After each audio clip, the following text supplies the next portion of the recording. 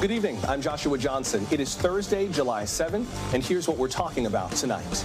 The UK is about to get a new prime minister. Boris Johnson says he will resign after an array of scandals. We'll consider who his successor might be and what happens until then.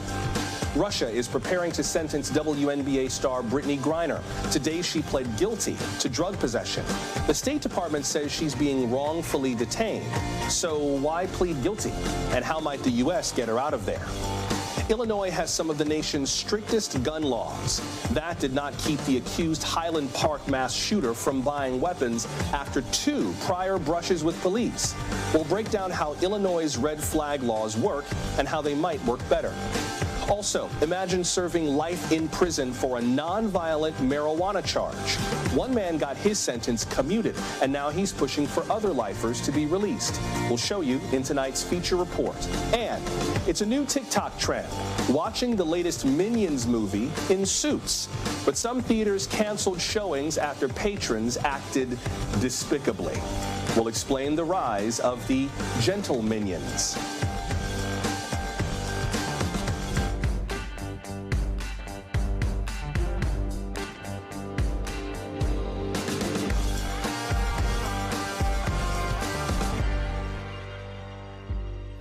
Heads of state can lose their jobs if they're constantly involved in scandals or accused of telling too many half-truths or falsehoods. That's happening now in the UK. Prime Minister Boris Johnson is preparing to resign. He made the announcement today. I know that there will be many people who are relieved and perhaps quite a few who will also be disappointed. And I want you to know how sad I am to be giving up the best job in the world. But them's the breaks.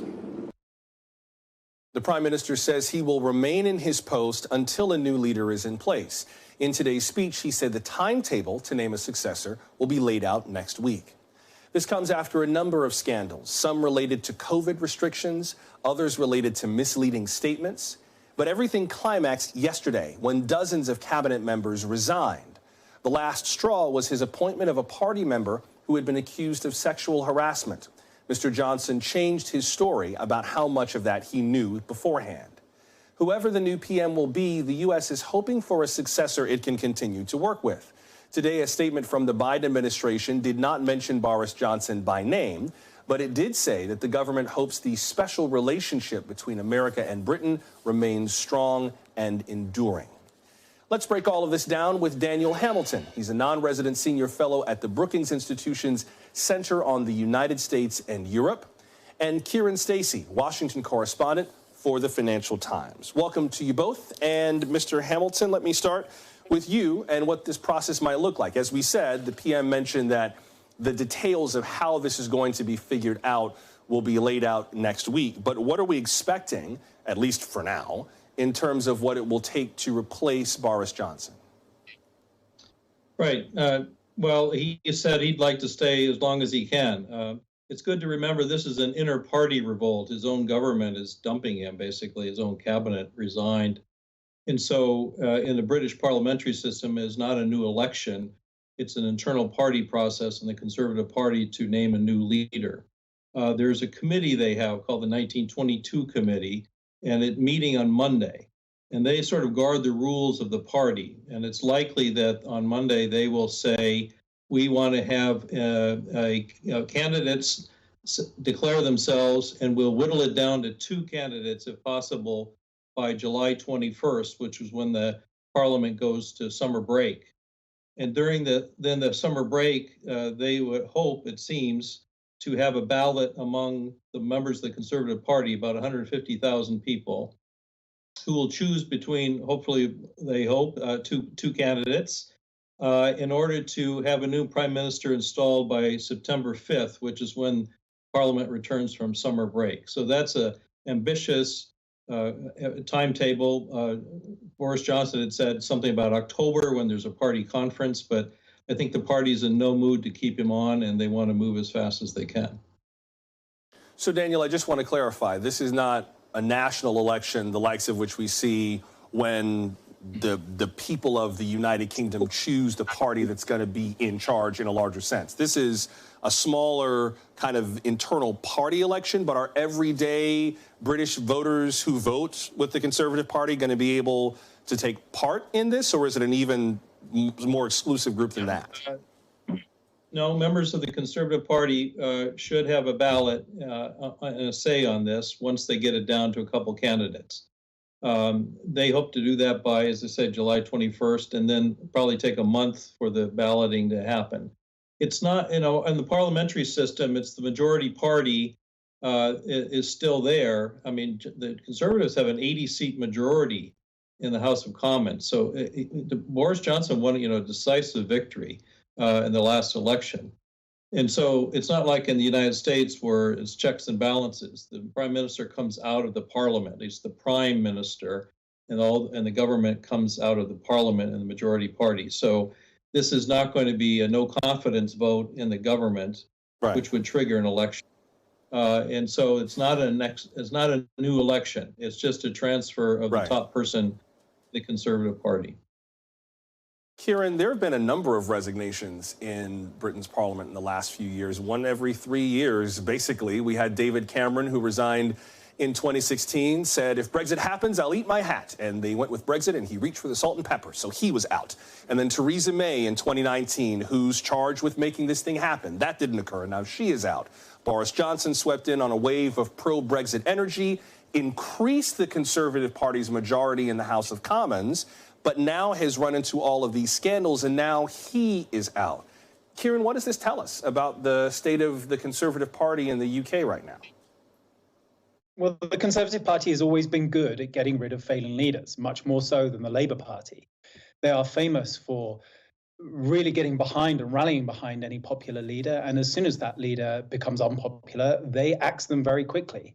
And it is no surprise that the immediate trigger to this, as Daniel was saying, and as you were saying, was this appointment of Chris Pincher and then the sex scandal that followed. But really, for me, the thing that changed within the Conservative Party was they lost two absolutely key by-elections. So these are, out-of-term elections for particular constituencies where an MP is standing down or is left for whatever reason. They lost two by-elections, and I think at that point, members of the party, MPs, thought, this guy is no longer the vote winner that he used to be. And that is the thing that has made them turn on him. That is always the thing that makes Conservatives turn on their leaders. But added to that element of the Conservative Party that has always been there, we are still going through the aftershocks of Brexit. Boris Johnson was brought in to get Brexit done. Once he'd got Brexit done, it seemed like maybe actually it wasn't as done as we thought. He then is now trying to renegotiate parts of that Brexit deal. And I think that sense of turbulence that really started when soon after David Cameron got back into power in 2015, called the Brexit referendum, promptly lost it. We are still going through that process as a nation and learning what our politics is going to look like in this new era. I know I have to let y'all go in just a second, but Kieran, I wonder what this means for the everyday citizen of the UK. I mean, Britain's inflation rate right now is the highest within the G7. It's 9.1%. There's obviously concerns about the economy and COVID, figuring out what to do with the border between Ireland and Northern Ireland. That remains a legislative issue that's still kind of somewhat up in the air. And then the larger issues that are affecting all of the region, including the war in Ukraine and refugee crises and immigration and everything else. What does this controversy in the Conservative Party at the top of government mean for everyday people around the UK? Well, it has obviously consumed people's lives and attention, but actually, in policy terms, it maybe doesn't mean that much. Boris Johnson was a very policy-like prime minister. He got elected, as I mentioned, on that promise of getting Brexit done. And when Brexit was done, or kind of done, he didn't have a lot else to do. He doesn't have a program for government. So what is it that's going to change when he steps down? Well, one thing I think that will change, at least to a certain extent, is the economic stance of the leader of the Conservative Party. He is likely to be replaced by somebody who is more fiscally conservative than he has been, who is more interested in tax cuts and spending cuts. And at a time when the UK economy, as you mentioned, is already struggling, that might have an impact on growth. The other element, I think, of public policy that I think this might affect is Boris Johnson was very personally committed to net zero and the fight against climate change. perhaps unusually so for a Conservative Party leader. I wouldn't be surprised if the next leader is less committed to that, especially when inflation starts to bite. And I wouldn't be surprised if the next leader does things that Boris Johnson has refused to do, like reducing taxes on fuel duty, for example. That is something that Boris Johnson kind of stood very firm on, and I suspect his successor will not. Daniel Hamilton of the Brookings Institution and Kieran Stacey of the Financial Times. Appreciate you both explaining this to us. Thank you both very much. Thank you. What do you do if Russian prosecutors accuse you of a crime? Brittany Griner is choosing not to fight the charges. And there might be good reason for that. Today, the WNBA star pleaded guilty to drug charges. Russian authorities have said they found vape cartridges of cannabis oil in her luggage. According to Reuters, Mrs. Griner told the court, quote, "I'd like to plead guilty, Your Honor, but there was no intent. I didn't want to break the law," unquote. Secretary of State Antony Blinken tweeted that American officials attended the trial. They also delivered her a letter from President Biden. Meanwhile, her wife, Sherelle, is vowing to keep up the fight. I'm frustrated that 140 days have passed since my wife has been able to speak to me, to our family, and to her friends. I'm frustrated that my wife is not going to get justice. Let's make sure this administration knows that they have our support to do whatever is necessary, and that we are not going to ever be quiet until she's home safely. Brittany Griner says she plans to say more on all this at her next court date a week from today. Joining us now is Gisu Nia. She's the director of the Strategic Litigation Project at the Atlantic Council. Ms. Nia, welcome. Good to have you with us. Thank you for having me. What do you make of Brittany Griner pleading guilty? I think her guilty plea is strategic. There is a very low probability of acquittals in Russia's court system, also for these types of offenses. So I think probably the advice she was given is to plea out so as to get a lower sentence, because the possibility of acquittal is next to none. And even if there was an acquittal, there's a possibility of appeal in Russia's system, which is different than the US. Do you feel like there's no chance of what we in the U.S. would consider to be a fair trial? I don't know if concepts like, I know that concepts like innocent until proven guilty are not international. Different court systems are kind of weighted in different ways. But in terms of what she could expect from the court system, what do you think her prospects are? Well, absolutely. And that's one of the main reasons that her case was escalated to being handled by the special envoy on hostages who sits at the U.S. State Department. That office really deals with cases where somebody has clearly been taken hostage, for political leverage, and where there's bogus charges, or where the system is so patently unfair, where the legal system, there's no prospect for a fair trial or due process, that the shift really needs to go to prioritizing getting that person out at any cost, as opposed to seeing the legal process through. So absolutely, Russia is not known for fair trials. And so, even if Brittany Griner was given a lawyer who would really go to bat for her, which is not necessarily the case here, and there's very little details about what sort of resources she has been given, it would be very unlikely to be any sort of fair outcome. Talk about the strategy behind getting her out as quickly as possible. People have talked about prisoner swaps, hostage swaps. It sounds like, the way that many experts have discussed this, that now it's just a matter of, okay, what do we have that Russia wants that is more valuable to Russia than Brittany Griner behind bars? That's kind of my super amateur view of this, but how do you see it? Yeah, so Brittany Griner's case is not an isolated incident. This is actually part of a much larger pattern of state-sponsored hostage-taking. When we typically think of hostage-taking, I think we think of these non-state actors who are militant groups who are capturing individuals for ransom. The reality is that the bulk of hostages taken today are taken by states. And so there's a sort of, veneer of legal process that is placed on it so that it looks as if it's legitimate, but it's not. And so Russia is a state that takes hostages. China, Venezuela, Iran, the practice is widespread. So typically when we're dealing with a situation like this, prisoner swaps are definitely in the equation, but Russia is doing this for political leverage, so there are other concessions that can also happen.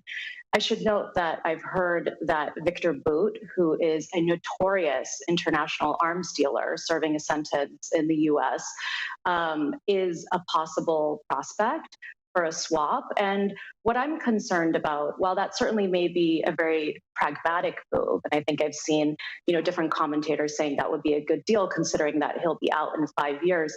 What I'm concerned about is that seems to fit another pattern that we're seeing of these states that take hostages, taking hostages who have committed very minor offenses, if anything. In some cases, they don't commit any offenses at all, and trying to hold them out for very big fish. So there is a treaty that Belgium and the Islamic Republic of Iran have just signed, and that will be ratified by Belgian Parliament as soon as next week, that is essentially functioning as a high-level hostage swap for an Iranian diplomat that committed an act of terrorism in Europe. So he will be traded, presumably, for people who are just everyday people who haven't committed any offenses and are being held hostage in Iran. So I'm concerned about the larger pattern here.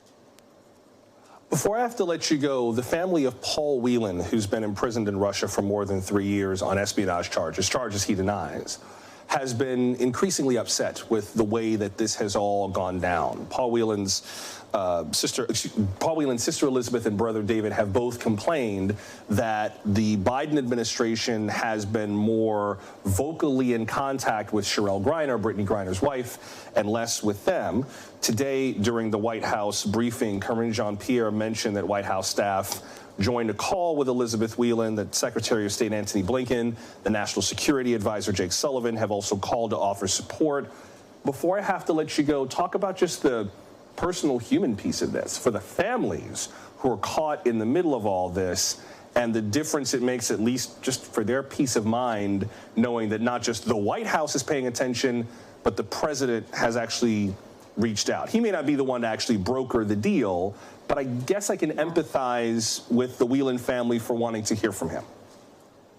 It's a difficult balance, right? Because if the president starts to take these very high-level meetings with families of hostages, then the state that's taking the hostage will understand that this is a priority and that they are doing something that sort of antagonizes the US government, and that's important for them. So we see that President Trump in a previous administration had a very personal human touch with a lot of the families, but there's a trade-off there. But I can certainly understand the Whelan family's concern, because Trevor Reed was released, thankfully, but they're wondering about their loved one. And this is horrible and very torturous for families. And I certainly wish this on no one, and hope that if there is to be any swap, obviously Paul Whelan must be part of that swap. Gisunia of the Atlantic Council, appreciate you talking this through with us. Thank you very much. Thank you. Still to come, red flag laws. The confessed mass shooter in Highland Park had a very troubled past, yet Illinois law did not prevent him from buying a gun legally. We'll get into how this law works and whether it's working right. We're glad you're with us for Now Tonight from NBC News. How do you keep guns away from people who are clearly a danger to others or to themselves? One way to do it? Red flag laws. Many states have these laws, including Illinois, but they failed to keep guns away from one man in particular, the confessed mass shooter in Highland Park. Back in April of 2019, police went to the home of Robert Cremo III. He was 18 at that time. Officers had been alerted to a suicide attempt. The young man claimed he was not a threat to himself, and authorities say they did not find any weapons that day. But that September, a family member told police that Cremo had threatened to, quote, kill everyone. He admitted using drugs and told officers he was depressed. Authorities seized more than a dozen knives, a dagger, and a samurai sword. Those weapons were soon turned over to Cremo's father. After this incident, Highland Park Police filed a clear and present danger report to the Illinois State Police.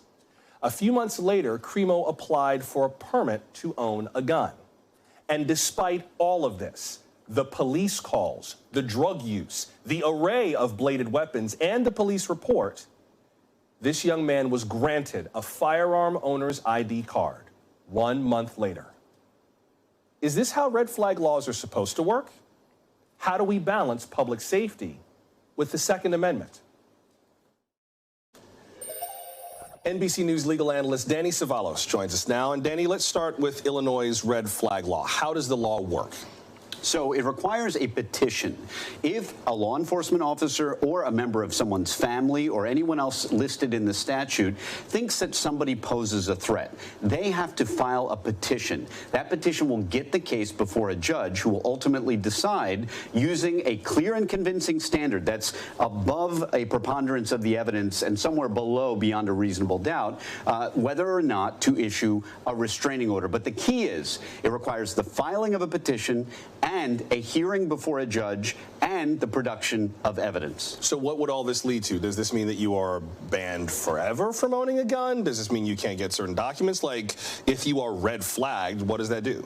It's a temporary restraining order, and it can be renewed, and it means that somebody has to go in and turn in their firearms identification card in Illinois. So it is not a permanent disability, like, for example, if you're convicted of a felony. Instead, it is a temporary restraining order, separate from the kind you get in domestic violence cases, but this one requires a judge to determine that they can take away your guns. That is the due process of infringing upon a right like the Second Amendment. So I want to make sure I understand what this is. It sounds like you're saying that because there's a petitioner, this is an opt-in process. This is something that has to be actively pursued, and it would prevent you from being able to have the credential in Illinois that lets you legally own a firearm. Is that it? That's right, and therein likely is the weakness, and that's the separation between the good intent behind the statute and the practical reality on the street. And this is the practical reality. Family members are not likely to want to become petitioners in a court case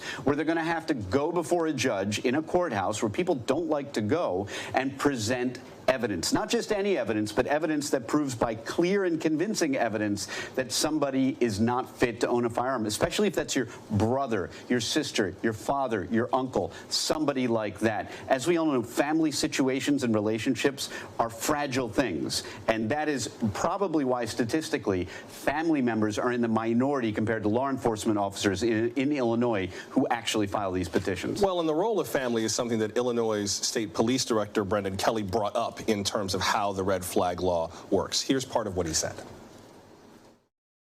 The people that have the information that could allow us to take further action, we have to have those folks' cooperation, and we have to have their diligence, and we have to have those people be able to tell us the things that would reach the legal threshold for us to take action.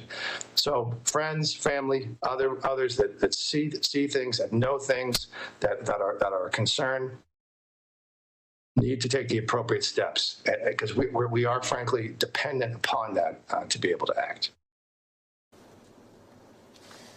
Danny, is there a good rationale for making the system a little bit more involved and onerous? I mean, we are talking about taking away somebody's Second Amendment rights. There's not a consensus in this country about the nature of how those rights should be regulated. Supreme Court precedents recently have leaned very heavily on the side of gun owners in terms of presuming that someone has the right to own a firearm. Is there some constitutional merit to making the system have some hoops that you got to jump through? There are two separate constitutional considerations. You are absolutely right that the Second Amendment is implicated, but it may not be the strongest constitutional consideration at play here. It may be the due process clause, and specifically what is called procedural due process. That means notice and a hearing. In other words, if the state is going to take away one of your rights, in this case, gun ownership, what is the amount of process that that is due, because the Supreme Court has already indicated that they will allow disabilities or restraint on gun ownership.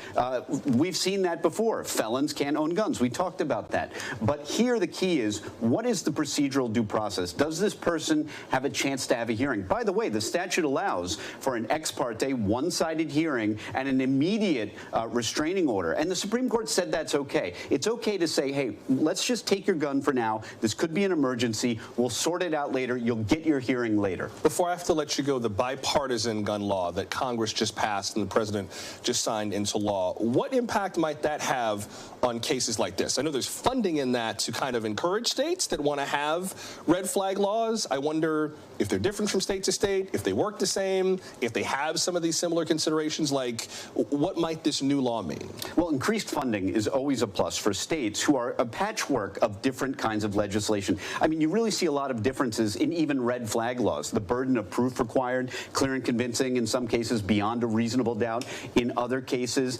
And you see there that there are, the federal statute seeks to close the boyfriend loophole, the idea that somebody in one household could have a gun and then somehow get it to another person, background check enhancements. There are a lot of different things that are key, but primary responsibility will remain with the states when it comes to red flag laws, because that is within their federal police power as contemplated by the Constitution.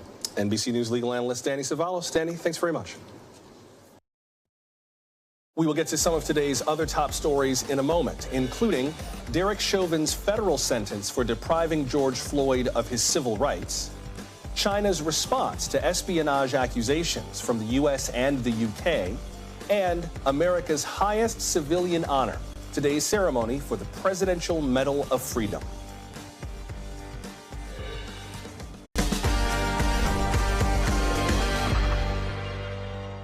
Tonight's headlines begin with Derek Chauvin. Today, the officer convicted for murdering George Floyd was sentenced on federal civil rights charges. Mr. Chauvin was sentenced to just over 20 years in prison. That's for kneeling on George Floyd's neck for 9.5 minutes. The judge called that, quote, offensive and unconscionable. Last year, Derek Chauvin was convicted of second and third degree murder. The former Minneapolis policeman is currently serving a 22.5-year state sentence. He will serve this federal sentence at the same time. Today in Kyiv, Ukraine's president received a bipartisan delegation from the U.S. Republican Senator Lindsey Graham of South Carolina and Democrat Richard Blumenthal of Connecticut. President Zelensky told them that bipartisan support from the U.S. is important for Ukrainian morale. He also appealed to the senators for air defense systems. He said they would be critical to help students start school this September.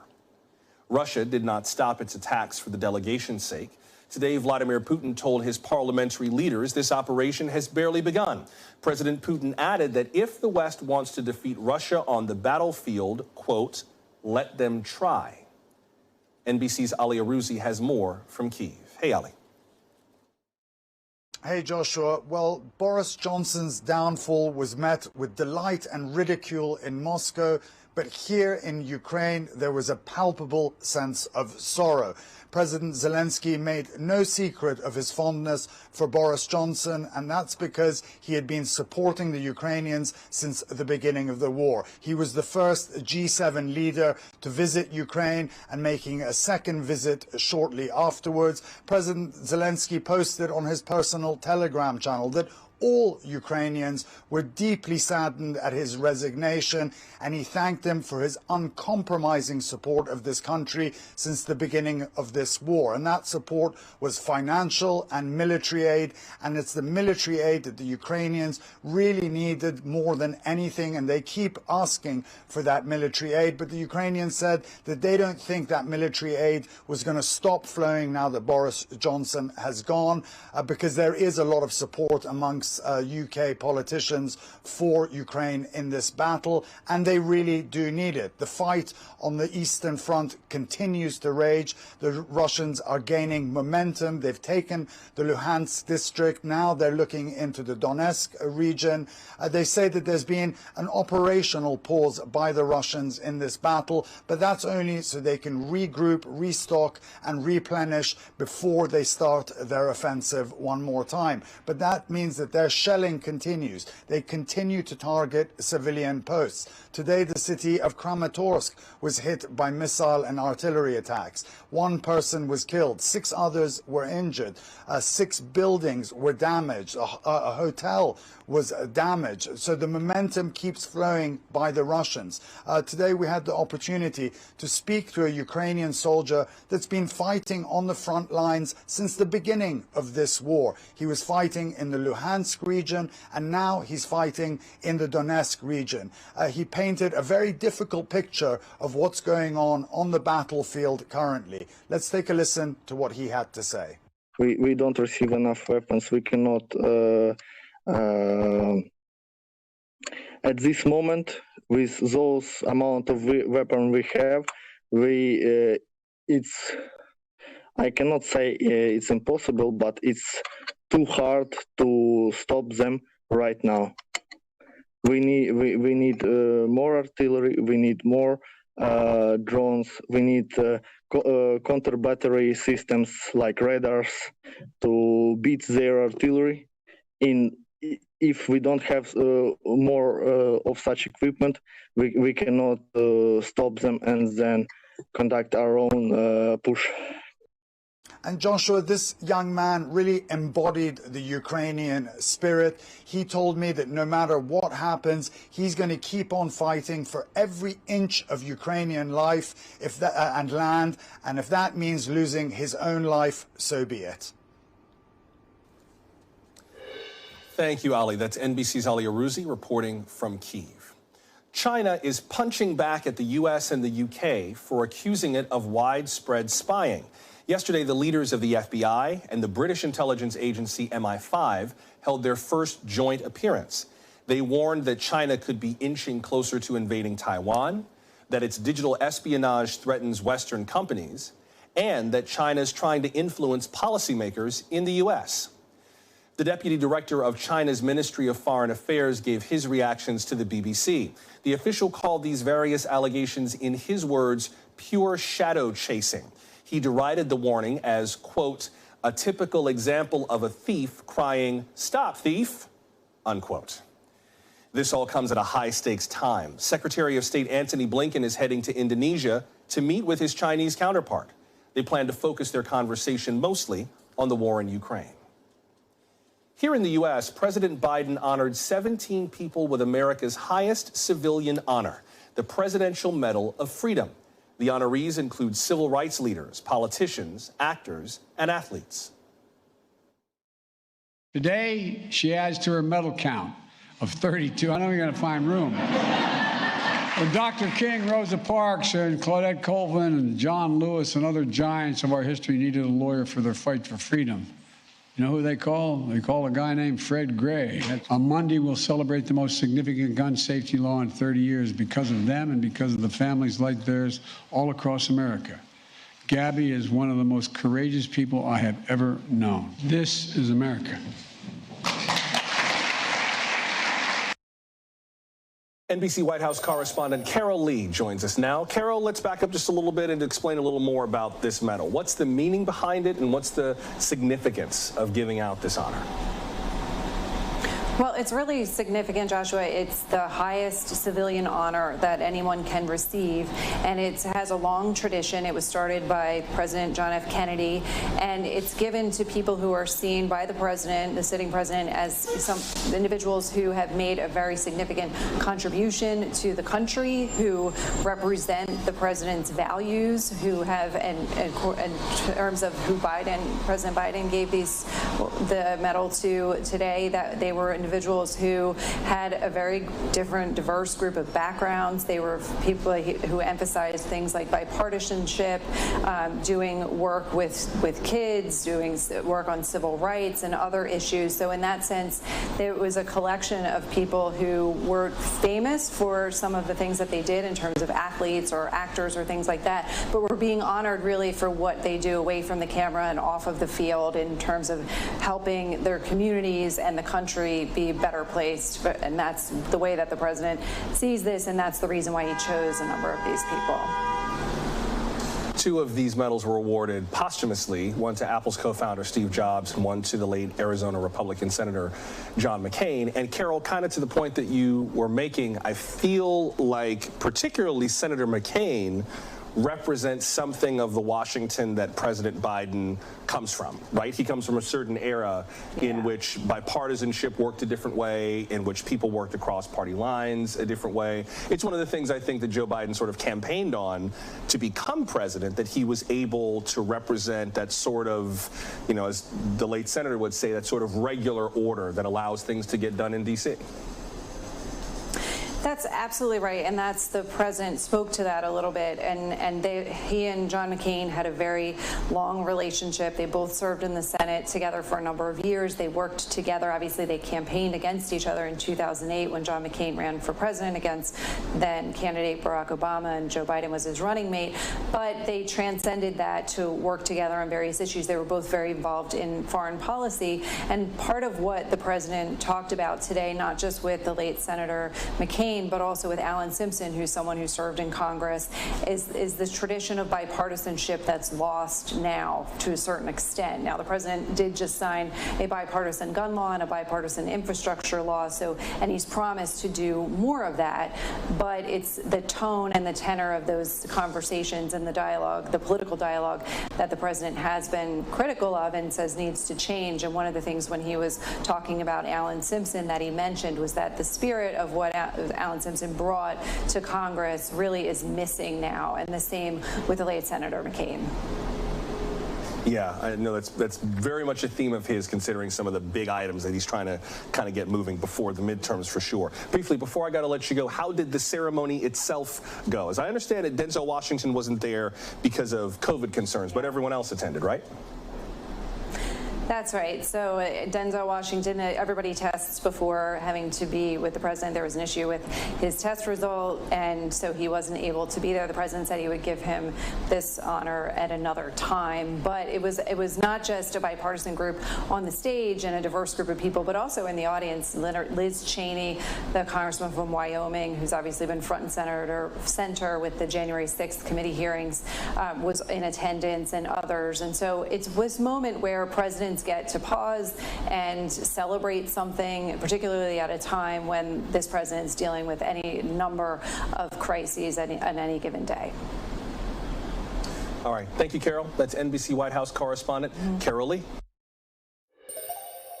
Up next, mercy for marijuana charges. This man's life sentence was commuted by the former President Trump. Now he's working to free other prisoners serving time for cannabis convictions. Our feature report is just ahead. Stay close. How is America addressing the legacy of the war on drugs? Some Democrats in Congress say that President Biden is falling short on his promise. Yesterday, 6 senators sent a letter to the White House. They claim President Biden can use his authority to pardon anyone convicted of nonviolent cannabis offenses, past or present. The letter reads, quote, "The administration's failure to coordinate a timely review of its cannabis policy is harming thousands of Americans. We ask that the Biden administration act quickly to rectify this decade-long injustice," unquote. Now, we're waiting to hear back from the White House on this letter, but presidents can pardon convictions or commute sentences. In part 1 of our feature report, we meet a man who won his freedom after almost 2 decades in prison, and now he wants to help others get their second chances. When I got out of prison, all I had was a stack of legal papers and a sweatsuit. My daughter handed me a flat thing as we were leaving the prison, and I didn't know other than to just put it in my lap. And she says, "Well, go ahead and talk." And I said, "We are talking." And she had to tell me that is a telephone. A telephone didn't look like that in 2002 when I was arrested. A lot of friends of mine knew that I loved to ride a motorcycle, so they all started reaching out to everybody they knew to see if they could find a deal on a motorcycle that I could afford. He's been incarcerated for 20 years, and he went on a cross-country trip. He went to hug all of his supporters. I got to ride the whole length of Route 66 from here in Chicago all the way to Barstow, California. I rode across deserts, mountains. I rode 300 miles down the Pacific Coast Highway in the Big Sur. I rode over mountains in Washington State that unfortunately I found they had snow at the top. And, I rode through Yellowstone. I rode through the whole west of the United States. It was beautiful. Craig was the second prisoner I ever worked with. I was a writer who was writing about cannabis, and like most people, I was unaware there were people serving life sentences for marijuana, and that just haunted me. I couldn't not do something about it. It's comfortable to think that people like Craig were anomalies, maybe those one or two poor souls that got caught in the wheels of justice, but what I learned is it's not an anomaly, it's the way things are regularly done. The name of the federal charge was conspiring to possess with the intent to distribute marijuana. In my case, it carried a sentence of from 0 to life imprisonment.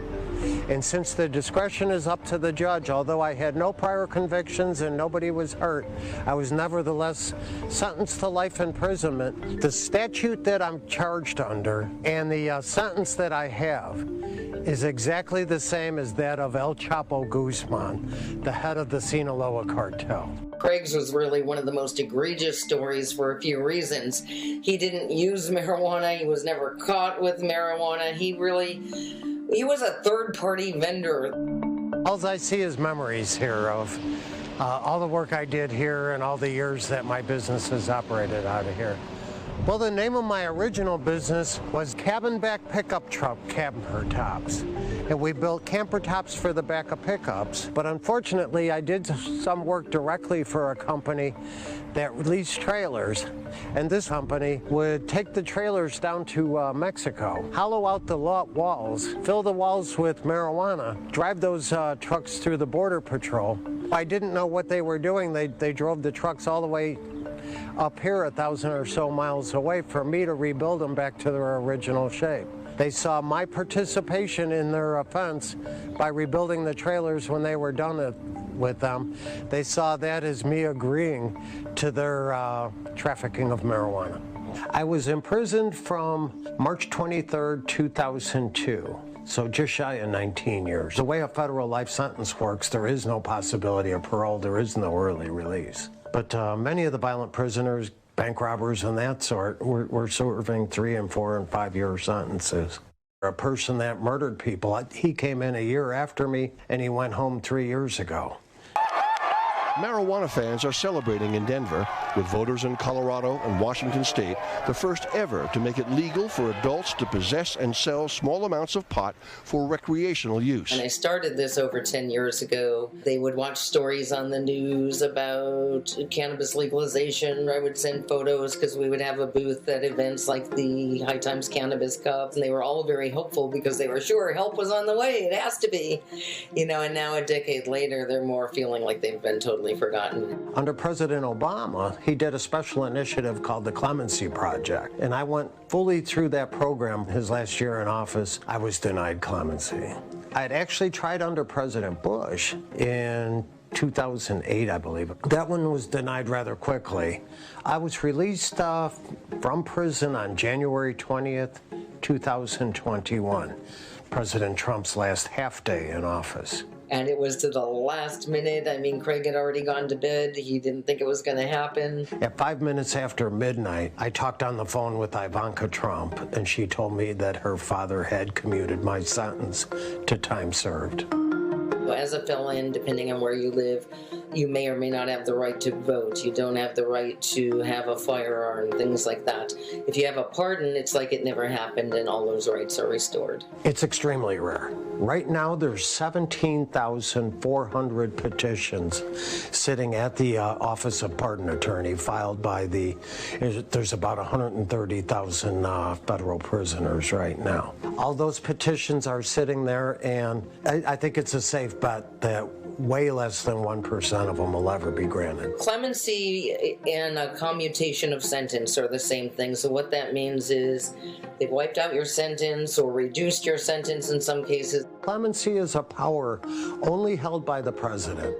And to be honest, I received my clemency because of my connections. which does fill me with guilt. Craig has been working hard since he got out. You know, a lot of prisoners say that they're going to reach back in after they get out, and it never happens. Remember, most of the people in prisons are not lifers like me. Most of them will be released to the society. And many of them come to me, the convictions date all the way back to the 1970s and 1980s. Americans don't even really have an awareness of what's going on in our criminal justice system. We have to admit we got this wrong, and it should have never been illegal in the first place, so let's fix it. Coming up, minions, memes, and mischief. Some movie audience are wearing suits to the cinema. That's turning some heads and occasionally causing some problems. The TikTok trend behind the gentle minions before we go.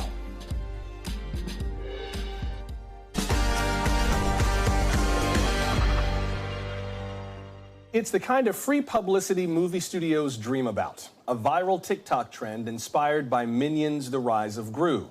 The latest installment of the Despicable Me franchise had a record-breaking debut last weekend. It made more than $125 million. Full disclosure, this film is distributed by Universal Pictures, which is a corporate cousin of NBC News. Now, if you saw the movie, you might have sat in the theater feeling a little bit underdressed. Some sharp-dressed teens and 20-somethings have shown up to screenings wearing suits and ties. They've trended on social apps under the hashtag #GentleMinions. But a number of theaters are cutting showings after some of these groups caused trouble. So, is this just good-natured fun or a despicable meme? Let's discuss it with Brian Balthazar. He's an entertainment journalist and pop culture expert. Brian, welcome. Good to see you again. Good to see you. So what is up with the Gentle Minions thing? This is created by, I presume, a teenager on TikTok who just loved the Minions movies, right?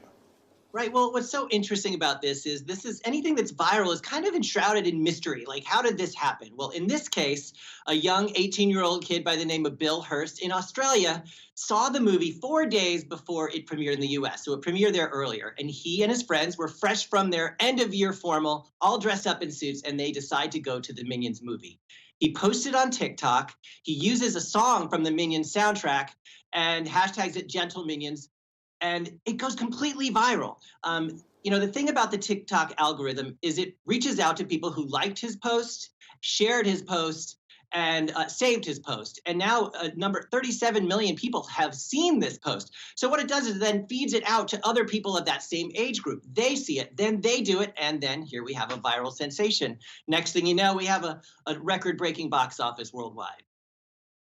Tell us more about the song that's used by an artist named Yeet. The music has been a big part of the Despicable Me franchise. Yes, this is called Rich Minions, and it plays into the fact that they're wearing suits, too. It's kind of about a guy being a baller for all practical purposes, and it was used in the marketing of the trailer of this film. And I want to go back to Bill for a second, because he's evocative of a certain age group. He was 6 years old when the first film, Despicable Me, came out. And so the 4 films that followed have defined his generation, his childhood. So he and many other people his age are really identifying, and by the way, getting back into theaters and doing something big. And by the way, wearing suits is kind of contradictory to what you would think for wearing to a Minions movie. So it kind of plays into this other meme that's out there, is like people post a picture of 2 tickets to a certain movie and they show what you would wear to that movie. It's a whole other meme. So it's a very meta phenomenon that's happening right now, but it speaks to the power of social media and the power of the teen audience. I would say 34%, a study showed, was 13 to 17-year-olds went to see this movie. Now, you alluded to it in the intro that this has made some parents and children and theaters actually a little uneasy because, as teenagers might in some cases, they roughhoused a little bit. They were throwing food and making noise and moshing. This was a small group of people who kind of ruined it for everybody. And I might note it was not the originator of the TikTok. It was a small group that got some parents obviously scared. Their kids were frightened. And the audience that this movie is directed to is an 8 to 10-year-old. So that would be frightening to some. So some theaters decided to shut their doors to some showings or to people who are actually dressed up. But that's a small group, and I would say most theater owners would welcome that problem right now with movies the state that we're in right now. I was just going to ask you about that briefly before we have to go. I know that our parent company has a number of big-ticket movies that are coming out this summer. Some of the big studios are hoping to get people back into a physical movie theater this summer in hopes of saving theatrical exhibition. How is the summer going right now for Hollywood before we go? Well, it's been good so far. You know, this movie, they held on this movie for a year. They were ready a year ago, and they held on to it quite wisely. Top Gun Maverick showed us that people were adults were ready to go back to the movies. And I think this is showing that children and their parents are ready to go back to the movies. And I think in some ways this meme, this phenomenon will help too. So I think this is a sign of good things to come. Was it so great for the Toy Story movie that we just saw, Lightyear? Not so much. So it still has to be a good movie. You have to have a reason to want to go to this theater. Yeah, very mixed reviews for Lightyear, but I think that some of the other movies, people have said that they were genuinely glad to be back at the movies. I'm looking forward to seeing a few movies, actually. Brian Balthazar, appreciate you coming and showing me up. I don't appreciate you overdressing for the segment, but I will forgive you just this once. Sure it is. Thanks, Brian. Much appreciated. Hey, before we go, one quick note about tomorrow's show. We're going to answer your questions about the latest COVID variant, Omicron BA.5. Heard a lot about it. Would love to get some answers. So send your questions our way. We're at NBC Now Tonight on social media.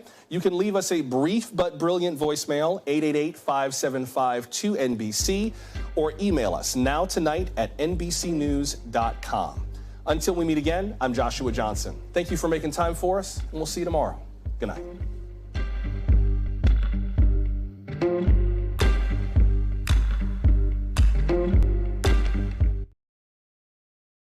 Thanks for watching our YouTube channel. Follow today's top stories and breaking news by downloading the NBC News app.